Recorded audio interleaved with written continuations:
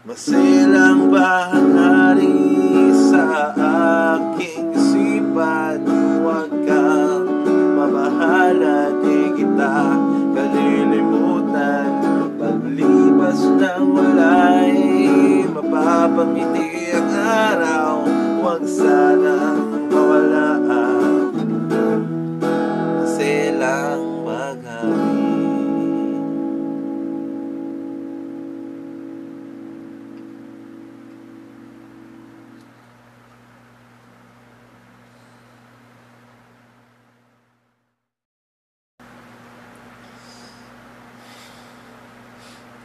February 6. Kakauwi ko lang galing trabaho. Hindi ako nakapag-Facebook kahapon. And ngayon ko lang nasilip yung Facebook account ko. And nagulat ako sa post ng isang kaibigan. Natanong niya kung totoo ba. And I search. It's sad to say, dun sa nabasa kong article,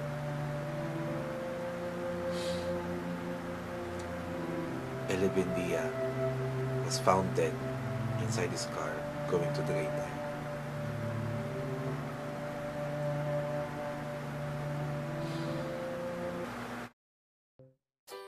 What?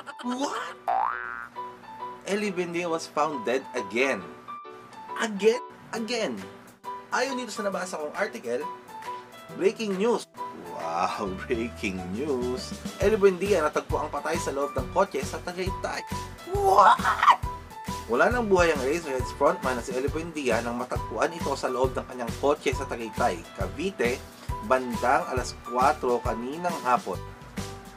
Papunta sana ang kilalang OPM music icon sa Museo Orlina kung saan kasalukuyang dinaraos ang Tagaytay Art Beat 2 at magpe-perform sana kasama ang kanyang bandang Apartel.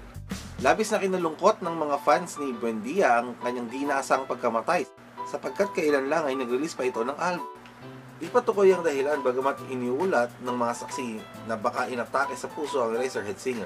Bigla na lang daw huminto sa gilid ng kalsada ang minamanayong kotse ni Buendia kung kaya nilapitan ito ng mga nakakita. Kapag alamang di na humihinga si Buendia matapos persahang binuksan ng mga saksi ang pintuan ng kotse.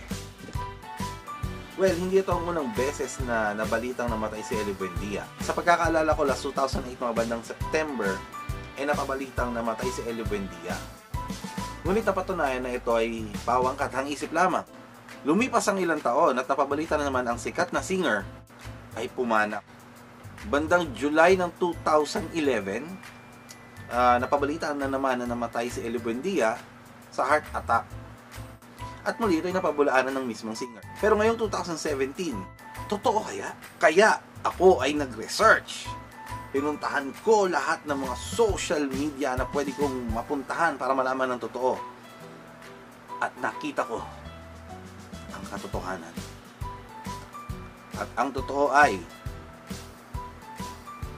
ayan, nag-post si Ellie Buendia sa Instagram na buhay siya at maayos. Nakahinga naman ako ng maluwag dahil si Ellie Buendia ay isang icon na tinitingala ng marami. Hindi man lilimutan ang kanyang mga obra at ang kanyang tinig ay kaisa-isa lang. Sa mga gumagawa ng mga balita na ito, hindi biro ang ginagawa ninyo. Maaaring makaapekto ito sa mga kapamilya, kaibigan ng mga taong nasasangkot, nakagaya ni Ellie Buendia. Hindi ko alam kung ano ang gain ninyo para gawin ito, pero dapat na itong itigil at dapat hindi na ito mangyari.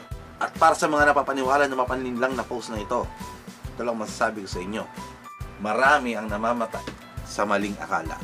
Kaya bago kayo maniwala sa mga bali-balita na nakuha nyo sa social media, think again. Out!